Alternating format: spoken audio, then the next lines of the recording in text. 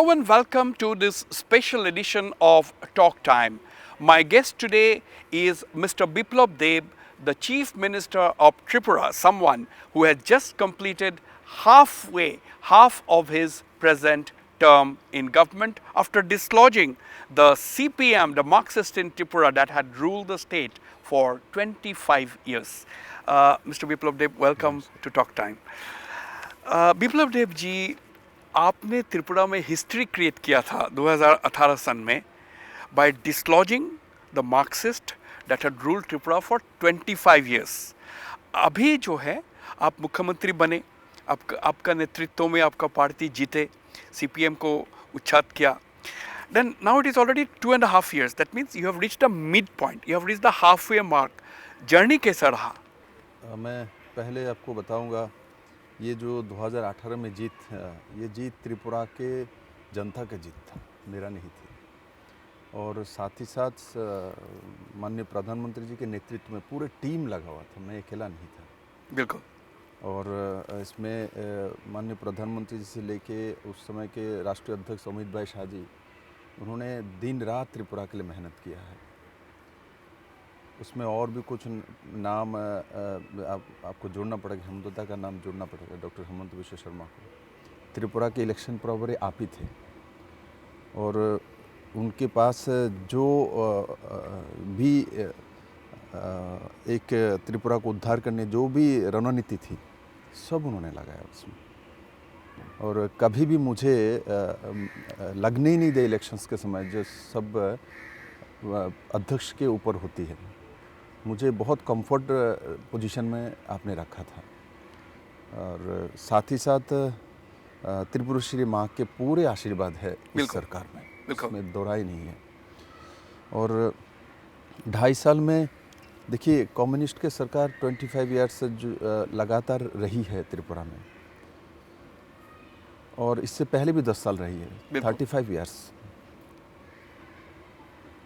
और कम्युनिस्ट का कभी भी डेवलपमेंट के साथ कोई रिलेशन नहीं रहता. उनके डेवलपमेंट का जो इशू होता है वो कैडर को डेवलपमेंट करो.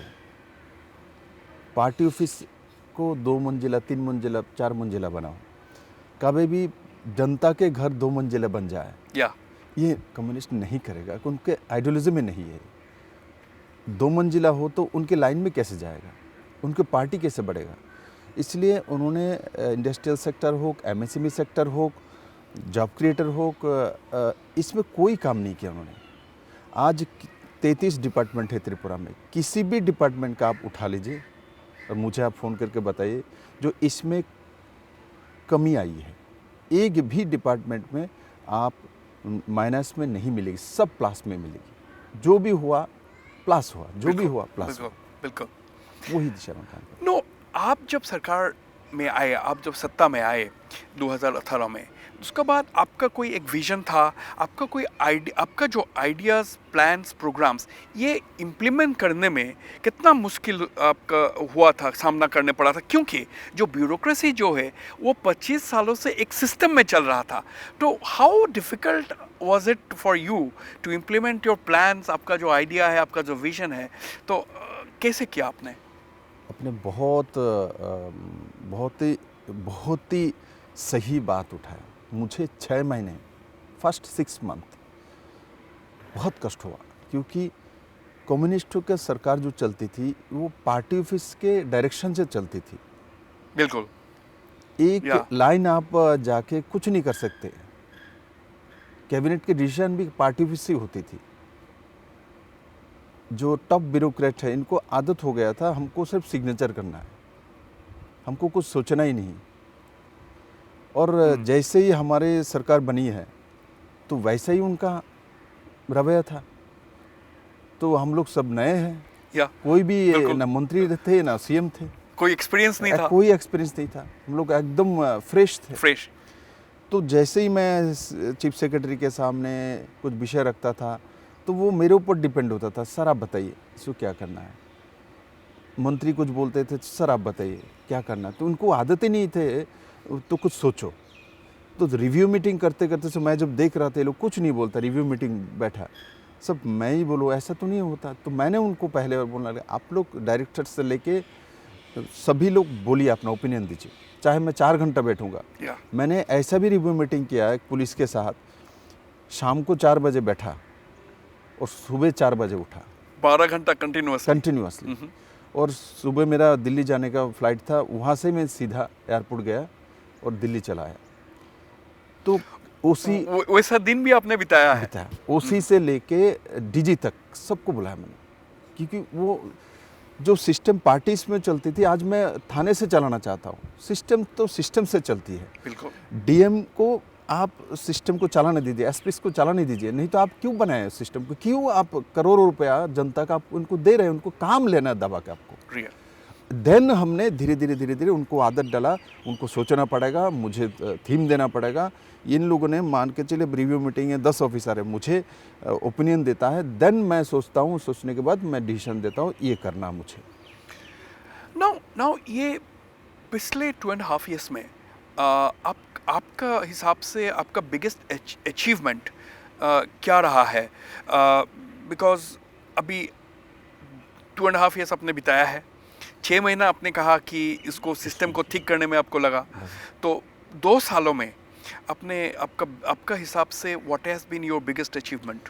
बिगेस्ट अचीवमेंट देखिए, कोई भी सरकार के, नरेंद्र भाई मोदी के नेतृत्व में जो सरकार चल रही है, उनका एक ही लक्ष्य है, युवाओं को, न्यू जनरेशन्स को रोजगार देना और जो स्वनिर्भर राज्य तैयार करना। कम्युनिस्ट रहते हुए त्रिपुरा के युवाओं के अंदर ये मानसिकता डेवलप्ड ही नहीं हुआ, जो मुझे कुछ करना है, ये डेवलप्ड होने ही नहीं दिया। क्योंकि आप कुछ करने का सोच ही नहीं सकते, पार्टी जो सोचेगा वही करना है। मेरे इस 2.5 साल के सरकार में सबसे बड़े अचीवमेंट है, आज युवाओं में वो आया है, मुझे कुछ करना है, मुझे कंट्रीब्यूशन करना है राज्य के तो लिए। आप खुद एक युवा पॉलिटिकल नेता है, you are a young chief minister, तो इसका प्रभाव भी डेफिनेटली आपका चोस में होगा, आपका आइडियाज़ में होंगे, तो you can connect more better with the youths of your state. हाँ, ऐसा स्वाभाविक है। वो देखिए, कोई एक महिला मुख्यमंत्री हो तो महिला के साथ कनेक्ट होना स्वाभाविक है। तो मैं अपने को जुबान नहीं बोलता, मैं अभी 49 प्लस हो चुका हूँ। बिल्कुल, but still you are a young political leader compared to many in the country. अभी नरेंद्र भाई मोदी जी के नेतृत्व में जब भी 2014 में गवर्नमेंट बनी, उसके बाद अमित भाई शाह जी ने और नरेंद्र भाई मोदी जी ने हमारे बीजेपी में, हमारे जो पार्टी है उसमें मैंने यंग जनरेशन को सामने लाया। आज युवाओं के अंदर पूरे देश में कोई डॉक्टर है, कोई इंजीनियर है, कोई ग्रेजुएट है, कोई इकोनॉमिस्ट है, तो सबके अंदर नहीं पॉलिटिक्स में जाना चाहिए, वह सक्सेस होता है, इंस्पिरेशन मिलता है। हाँ। आज पॉलिटिक्स में प्रोफेशनलिज्म आया है, प्रोफेशनलिज्म आया। लोगों को लगता है मैं मेहनत करूंगा तो मुझे मूल्यांकन किया जाएगा, मैं जिस पार्टी से, उस पार्टी में। ऐसा होती है, ऐसा नहीं आप फ्री बैठे रहेंगे तो वो भी मूल्यांकन होती है, और आप काम करते हैं तो देखने वाले लोग हैं। पहले ऐसा नहीं होती थी। बिल्कुल। कई सवाल है, अभी हॉट टॉपिक त्रिपुरा में है, नॉर्थ ईस्टर्न रीजन में भी है, कि आपका जो कई विधायक है, मान लीजिए सुदीप राय बर्मन और कोई विधायक है, तो ये क्यों रिवॉल्ट कर रहा है, ये क्यों लीडरशिप चेंज का बात कह रहा है, मीडिया में क्यों कह रहा है? What is their problem with you? आपका साथ उनका प्रॉब्लम क्या है? देखिए, मेरे साथ किसी का प्रॉब्लम नहीं है। मैं तो 37 लाख त्रिपुरा वासियों का दायित्व लेकर काम करना चाहता हूँ, मुझे किसी से कोई प्रॉब्लम नहीं है। मुझे सिस्टम चलाना है, जो दिशा निर्देश माननीय प्रधानमंत्री ने दिया, जो हमारे पार्टी और सरकार जैसे चलती है, मैं ऐसे चलाना चाहता हूँ। मैं कम्युनिस्ट में लाइन में नहीं चलाऊँगा, और कभी भी मैं किसी भी इलीगल काम के साथ कॉम्प्रोमाइज़ नहीं करूँगा। ये मेरा उसूल है, मैं इसमें नहीं जाऊँगा। इसमें किसी को पसंद आए नहीं आए, मैं इसके साथ मतलब नहीं है, मैं मर जाऊँगा। ऐसी ताकत के साथ, ऐसी सोच के साथ मैं कॉम्प्रोमाइज़ नहीं करूँगा। मैं कॉम्प्रोमाइज़ करूँगा तो मेरे जनता के साथ, मेरे अंतिम व्यक्ति जो बोलेगा मैं वो सुनूंगा ज़रूर, क्योंकि मन की बात के माध्यम से माननीय प्रधानमंत्री पूरे दुनिया के बात सुन सकता है, और हम लोग क्यों नहीं सुन सकते अपने राज्य के बारे में? विप्लव जी, आप कह रहे हैं कि आपका किसी से प्रॉब्लम नहीं है, बट सुदीप राय बर्मन और उनका जो कई साथी है, तो उनका आपसे क्यों प्रॉब्लम है? उनका क्या प्रॉब्लम है? देखिए ये तो वही लोग कह सकता है, वो मैं तो नहीं कह कह रहे सकता। हैं। तो उनको देखिए जिस प्लेटफॉर्म में जैसे वो कहता है, ये भारतीय जनता पार्टी ऐसा नहीं है। पहली बात वहाँ है। भारतीय जनता पार्टी की बात सुना जाता है, कैसे आप सुनाएंगे, कैसे बोलेंगे, उसका भी लहज़ा है, उसका भी सिस्टम है। क्योंकि मैं बाल्यकाल से बीजेपी को देख चुका हूँ। मेरे पिताजी जनसंघी थे। मेरे पिताजी ने मोदी जी के नेतृत्व में सरकार आई, वो देख नहीं पाया, चले गए, स्वर्गवास हो गया। मुझे मुख्यमंत्री के नाते देख नहीं पाया, किंतु मैं छोटा रहे तो मैंने देखा। मेरे पिताजी जनसंघी थे, तो अकेला ही उस एरिया में और कोई करने वाला नहीं थे, इक्का दुक्का बाद में हुई है। तो मैं उस परिवार से, उस संस्कार से आया हूँ। मैं जो काम माननीय प्रधानमंत्री ने दिया, पार्टी ने दिया, मैं वो करना चाहता हूँ और सर्वोपरि त्रिपुरा के जनता ने दिया है। मुझे संतुष्टिकरण से कॉम्प्रोमाइज़ नहीं करना। मुझे जो सार्वजनिक रूप से जो करना है, मैं उसमें सबसे सोचता हूँ ज़्यादा पहले। और व्यक्ति संतुष्टिकरण की राजनीति बीजेपी में होती ही नहीं। बीजेपी में एक समन्वय के साथ डिसीजन लिया जाता है। तो जो निर्णय मुझे मुख्यमंत्री बनाएगा, मेरा निर्णय नहीं है, ये पार्लियामेंट्री बोर्ड का, उसका चेयरमैन माननीय प्रधानमंत्री जी है क्या है। तो जो लोग भी कर रहे हैं, तो मेरे खिलाफ नहीं कर रहा है, मेरे सर्वोच्च बोर्ड के खिलाफ कर रहा है। मैं कौन होता हूँ मेरे खिलाफ करने वाले? मैं बहुत छोटे से कार्यकर्ता से मुझे अध्यक्ष बनाया गया है, अध्यक्ष से मुझे एमएलए बनाया गया, एमएलए से मुझे पार्टी ने चुना है। मैंने अपने को नहीं चुना मुख्यमंत्री के नाते। पार्लियामेंट्री बोर्ड चुनता है, सर्वोच्च बोर्ड चुनता है। तो वो बोर्ड सोचेगा मुझे मुख्यमंत्री रहना, नहीं रहना, काम कैसे करना, मेरा जो काम करने का तरीका सही है क्या नहीं। तो निर्णय हमारे जो वरिष्ठ नेतृत्व उनको करना है। तो उस जगह में इनके साथ प्रॉब्लम है।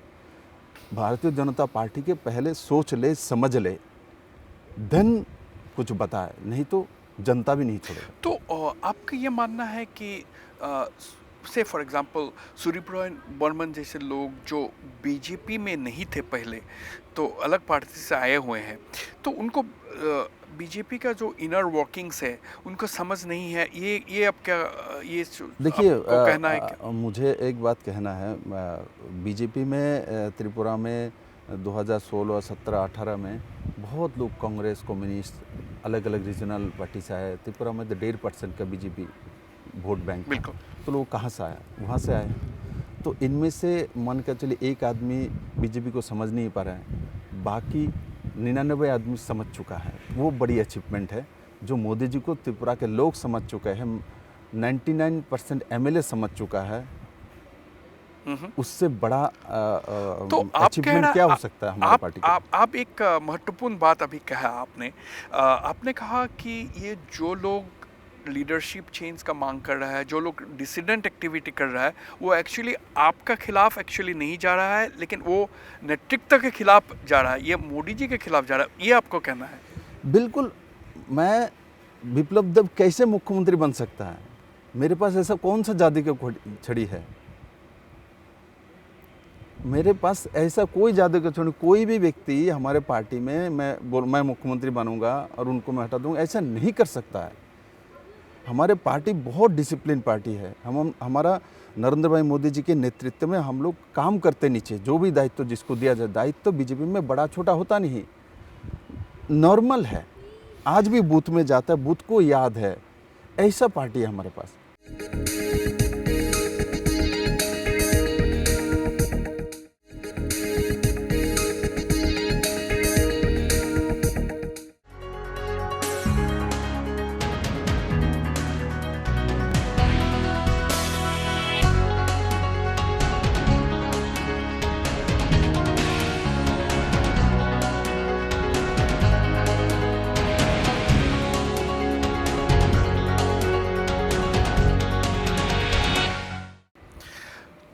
बिप्लब जी, आपका जो पार्टी हाईकमांड है, अ, अभी देखा जा रहा है कि पार्टी हाईकमांड आपको सपोर्ट कर रहे हैं, तो इस बीच पार्टी हाईकमान लगता है कि आपको सपोर्ट कर रहा है, तो कई लोग हैं कि लीडरशिप चेंज का बात कर रहा है, मीडिया में ये चर्चा में हो रहा है। तो आगे वाला रास्ता, the how is the road ahead, आपको क्या दिखता है? देखिए, मुझे ये दिखता है त्रिपुरा में 25 साल लगातार कम्युनिस्ट की सरकार, उसके पहले 10 साल लोगों को इससे मुक्ति मिली है। या 35 त्रिपुरा साल। में 35 साल, मैं आप एक बार त्रिपुरा घूम लीजिए, तब आपको आज की त्रिपुरा समझ में आएगी। त्रिपुरा को आप सब डेवलपमेंट देखता है, स्वनिर्भर युवाओं का सपना दिखता है। और त्रिपुरा में एक समय हाईएस्ट 1200 करोड़ का काम होती थी नेशनल हाईवे में, हाईएस्ट हुई थी। आज एक साथ 3200 करोड़ का टेंडर हो गया। अगले एक साल के अंदर 11,000 करोड़ की नेशनल हाईवे में इन्वेस्टमेंट होगा, वो बजट के बाहर आती है। रेलवे और नेशनल हाईवे मिला के अगले 5 साल में त्रिपुरा में सिर्फ 2 डिपार्टमेंट थे, 30,000 करोड़ का इन्वेस्टमेंट होने वाली है। त्रिपुरा में जो अलग अलग सेक्टर में जो इन्वेस्टमेंट हो रहा है, जो नॉर्थ ईस्ट के छोटे स्टेट में SEZ स्पेशल इकोनॉमिक जोन, कभी कम्युनिस्ट स्टेट में, कम्युनिस्ट सोच वाले स्टेट में स्पेशल इकोनॉमिक जोन होगा, किसी ने कभी कल्पना किया क्या? वो माननीय प्रधानमंत्री ने दे दिया है। लॉजिस्टिक हब दे दिया है। पूरे जो साउथ त्रिपुरा है, एक 4 किलोमीटर एरिया में इंडस्ट्रियल जोन तैयार कर दिया है। उसमें अगले 3 से 4 साल के अंदर 2 लाख लोगों को रोजगार मिलेगी। 2 लाख। नॉर्थ ईस्ट का कॉरिडोर बन चुका है, क्योंकि हम लोग नॉर्थ ईस्ट वासी, चाहे गुवाहाटी हो और चाहे शिलोंग हो, हमारा एक ही बंदरगाह हल्दिया है। और ये नदी पथ में छोटे छोटे बार चाहता है, किंतु बड़े जहाज वो तो आएगी हल्दिया बंदर। वहाँ से हम लोगों को 1140 किलोमीटर है गुवाहाटी से, और चिटागांग बंदरगाह से गुवाहाटी का डिस्टेंस मात्र 600 किलोमीटर है। आधा हो जाएगा आपका ट्रांसपोर्टेशन कॉस्ट। तो कॉरिडोर बन रहा है त्रिपुरा, और सातों तरफ पहले लाइफलाइन एक ही थी त्रिपुरा के, नेशनल हाईवे NH8। आज त्रिपुरा का लाइफलाइन एक नहीं है, 7 लाइफलाइन तैयार कर। किसी ने कभी सोचा था, जिसके चारों तरफ से बांग्लादेश थे, एक तरफ से आसाम और मिजोरम लगा हुआ है, उस राज्य में वाटरवेज का रास्ता खुलेगा, उस राज्य के नदी में बारिश आएगी? तो आपका विचार बिल्कुल, आपका फोकस बिल्कुल, यू आर फोकस्ड। तो अभी ये सब चीज से आपका कोई मतलब नहीं है, डिसिडेंट लीडरशिप चेंज जो बोलना है बोलते रहो, आपका रास्ता में आप चलते रहेंगे, तो यही आपका मतलब? मुझे काम करना है, मुझे काम करना है, मुझे काम से कोई नहीं हिला सकता। मैं सिर्फ जो मौका मुझे मिला है, जो दायित्व मुझे नेतृत्व ने दिया है, त्रिपुरा की जनता ने दिया है, जो त्रिपुरा पीछे चले गए थे इकोनॉमी से, मुझे जो मोदी जी का मंत्र है, जो वोकल फॉर लोकल, और साथ ही साथ सबका साथ सबका विकास, सबका साथ सबका विश्वास, ये 3 मंत्रों को लेके अब आगे चलेंगे। और मोदी जी का अष्टलक्ष्मी का जो मंत्र है, इसको लेके हम काम कर रहे हैं। हम लोगों ने मोदी जी से हीरा मांगा था, उन्होंने खुद दिया, और 2 साल के अंदर, 5 साल में नहीं दिया, 2 साल के अंदर उन्होंने हीरा त्रिपुरा दिया। H for highways, I for highways, R for railways, A for Airways. ये सब स्टोरी सुनने में अच्छा लगता है, क्योंकि नॉर्थ ईस्ट में भी ये सब होना चाहिए।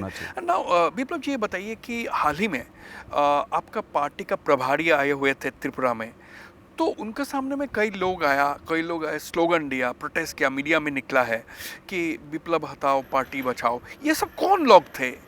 देखिए, मैं इस विषय में कुछ बोलना नहीं चाहूँगा।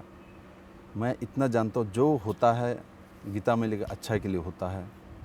मुझे काम करना है, जिनको हल्ला करना है, जिनको संगठन नहीं समझ में आता है, जिनको सरकार समझ में नहीं आता, जिनको जनता समझ में नहीं आता, मैं उनके साथ नहीं हूँ। मुझे सिर्फ, मैंने आपको पहले, मैं काम करना चाहता हूँ। मैं 1 मिनट भी गंवाना नहीं चाहता कि मुझे 5 साल मौका मिली है, और मुझे सिर्फ काम करना है कि त्रिपुरा में पहले काम क्या हुई नहीं हुई, आप लोग बस डेटा है। 17-18 का जो डेटा है, 6.4% एग्रीकल्चरल ग्रोथ था। आज मेरे त्रिपुरा का ग्रोथ है 13.5%। जब कोई प्रोटेस्ट होता है, ऐसा नहीं है कि हरदम प्रोटेस्ट होता है, 1-2 बार हुआ था, उस दिन हुआ था, तो कोई रिवॉल्ट करता है, कोई लीडरशिप चेंज का मांग कर, आप क्या अपसेट हो जाते हैं, या आप ये पार्ट ऑफ लाइफ बोल के आगे चलते हैं? नहीं, मैं इंसान हूँ।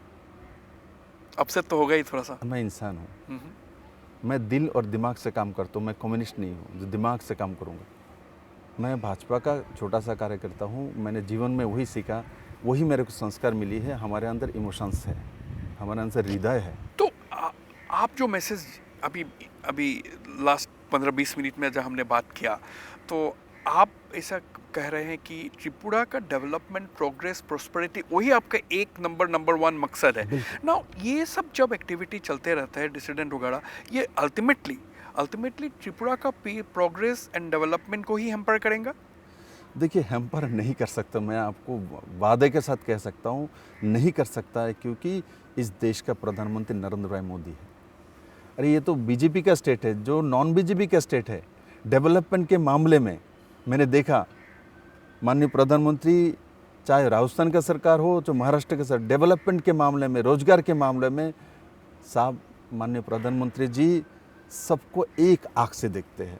इसमें मुख्यमंत्री जाके उनसे कितना लेना है, उनके जाके बोलते साहब मुझे इससे ज़्यादा और मैं काम करना है। कभी किसी को, मुझे नहीं लगता किसी को निराश किया, किसी मुख्यमंत्री को। आपका इकोनॉमिक विजन में मैं 2-3 सवाल करूंगा। My final question on this issue, आपका जो सुदीप राय बर्मन हो या कोई 1-2 और हो, उनको आपको डायरेक्ट मैसेज क्या बोलेंगे? उनको आप क्या बोलना चाहते हैं? देखिए, मैं आप तो बोल चुके हैं कि आपका उनका साथ कोई प्रॉब्लम नहीं है, बट फिर भी ये चल रहा है। बट ये this is creating lot of confusion in the mind of the people, in the mind of media में चर्चा है। तो आप फाइनली उनको क्या बोलेंगे? नहीं, मैं आपको एक बात बोलूं, मीडिया में क्या हो रहा है, नहीं हो रहा है, तो मीडिया वाले ही बता सकता है। जनता में कोई कन्फ्यूजन नहीं है। आप त्रिपुरा जाइए, देखिए, जनता को सिर्फ रोजगार चाहिए। जनता को मोदी जी ने जो हीरा दिया, वो जनता उसको अनुभव करता है। नया त्रिपुरा देखना चाहता है, मॉडल स्टेट देखना चाहते हैं, उस दिशा में जनता जा रहा है। जनता में कोई कन्फ्यूजन नहीं, मैं जनता के पास जाता हूँ, क्योंकि मैं जिस पार्टी से हूँ वो जनता से जुड़ा हुआ पार्टी है। मतलब मैं ये मान सकता हूँ कि this people are irrelevant and आपका उनसे कोई फ़र्क नहीं पड़ता है। आपका जो एम्बिशन है, आपका जो टारगेट है त्रिपुरा का डेवलपमेंट, उसमें कोई फ़र्क नहीं पड़ेगा। Let them do whatever they want. देखिए, वही है, मैं किसी के व्यक्तिगत के बारे में बोल नहीं सकता, मेरा अधिकार नहीं है। ये अधिकार नहीं, मौलिक अधिकार किसी का मैं छीन सकता हूँ नहीं। कोई भी मुख्यमंत्री को ऐसा सोचना नहीं चाहिए आप मुख्यमंत्री बन गए तो सब कुछ आप तय करेंगे, ऐसा नहीं होता। हर आदमी का एक अपना ओपिनियन होती है, किंतु जब हम दल करते हैं, पर्सनल ओपिनियन मायने नहीं रखता है।